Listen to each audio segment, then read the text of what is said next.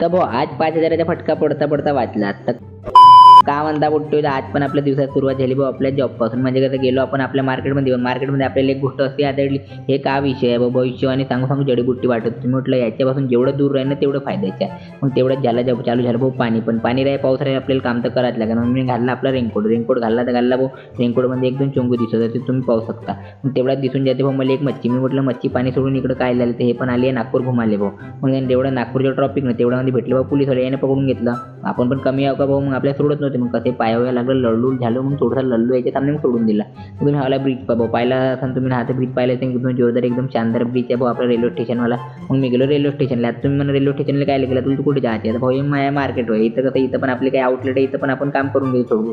मग तेवढ्यामध्ये घरी आलो. मग घरी आलो तर का पाहिजे तिकडे चालू तर भाऊ गेम तर पाहिजे एवढी होऊ शकते भाऊ याच्यावाली.